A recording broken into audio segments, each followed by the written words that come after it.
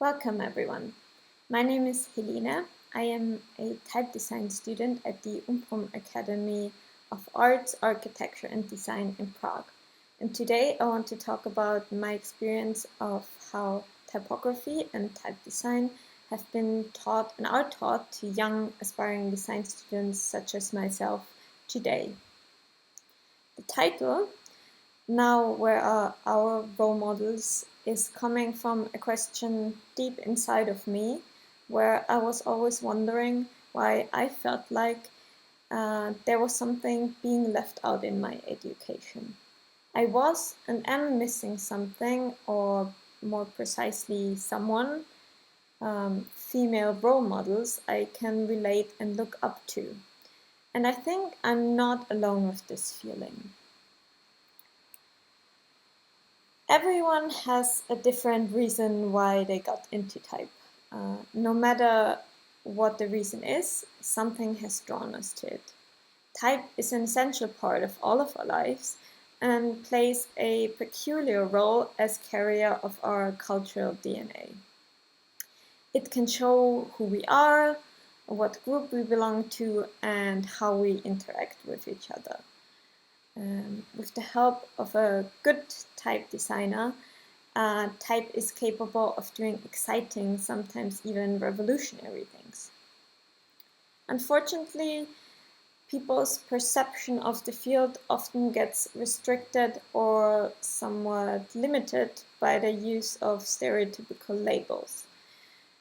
So when a singular perspective dominates an industry, in the end, there can only be one way of thinking, one type of education and creation.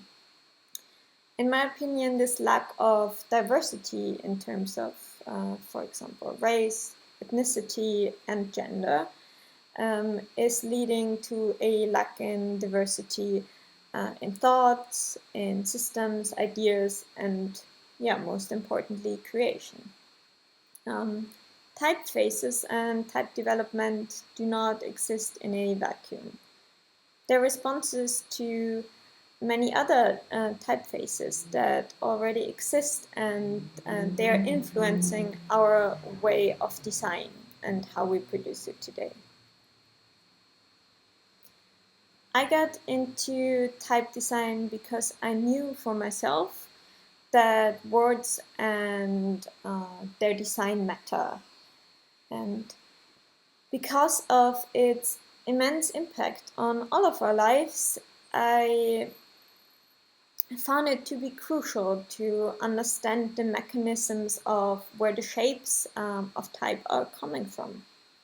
I was interested in the historical, the socio-gender relations, and cultural environments in which typefaces influence our interpretations and how we perceive certain designers and their designs under this influence. I wanted to understand why type was at this point of history and where it was going. And that is why I got into this education. But while studying type design, I realized that the overwhelming majority of designers presented to students are men. And when I asked my teachers on what basis they choose the designers they present to us, they were mostly reacting by telling me that those were the most important and influential ones, or simply the only ones from this period. Getting deeper into the topic, I very often figured out that this was in fact not really the case for many bespoken periods. Many women typographers and designers are simply not they simply do not receive the same recognition. But as you can see, there's an extensive amount of works done by female type designers, and I think I haven't even listed all of them here. So while learning about the most well-known typeface designers is of course crucial to understanding the history of type, students must have examples of people in the field that they can relate to in order to completely involve themselves in the subject. In my personal case, it's by gender, but this is open for interpretation for every single person. There are many impressive projects by now which are focusing on women's historical and contemporary role in type. Many of them are dedicated to raising awareness for a double-sided telling of history, and all of them are simply inspiring. Still, in the mainstream education process, many influential women hardly ever get mentioned, and if they are, then very often in combination with their male partners or simply just as side notes. On top of this, the ones you are able to follow up on are mainly from England, Germany, and the United States. I made this experience myself during my research. And I feel realizing this is very important.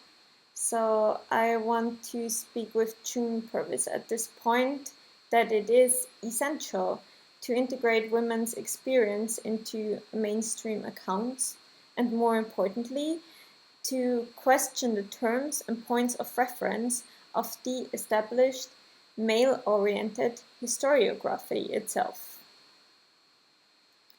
So okay then, let's go back in history. Let's talk about the first women in type, the ones who ran the first printing presses. Women have been involved in the printing process and the making of books ever since these crafts were first developed. Three of the most influential ones over time were Ripoli Press, Victoria Press, and Koala Press. In 1470, the nuns of the convent of San Jacopo di Ripoli in Florence were copying countless manuscripts of religious use. And this is one of the first documented evidences of women working as printers, at least in Europe. And both the Victoria Press, founded in 1859, and the Koala Press, founded in 1903, were exceptional in terms of supporting women in the printing field. Both the founders and most of the workers in these presses were female, which was extremely unusual for the time. The printing union was, in fact, denying women access to compositors' work, using the justification that women lacked the mechanical ability and the intelligence to work as compositors. Emily Faithfull, the founder of Victoria Press, created several funds and societies to promote women's work in the field. Koala Press provided training for young women in a number of occupations by which they might earn their own living, such as bookbinding, weaving, embroidery, and printing. These were the beginnings of women entering the typographical and printing fields. But what about design? Who has set the way for us there? And focusing on the very beginning of type design production, I want to talk about three specific exceptional personalities, starting with Beatrice Warde. Beatrice was a trailblazer for women in her profession. During the 1930s, most designers were men, and in the printing industry, women were still not allowed to enter the trade as an apprentice. So for me, it was really exciting to discover Beatrice Warde as being one of the very few exceptions. As editor of the Monotype newsletter and the first female member of the Type Directors Club in 1960, she opened the doors for many more to come. And I can very much relate to this quote of hers, that the most important thing about printing is that it conveys thought, ideas, images from one mind to the other. Warde was contributing a lot to the theory of typography. Her influential article, The Garamond Types, published under her pen name Paul Bougeon, proved that the Garamond typefaces in the royal printing offices in Paris were in fact not cut by Claude Garamond himself, but Jean Janin more than 50 years later. One of her greatest contributions was her essay The Crystal Goblet, in which she argues for a more quiet and unobtrusive form of typography, revealing rather than obscuring meaning. And I feel like this is still relevant today. Another influential designer was Elizabeth Friedlander.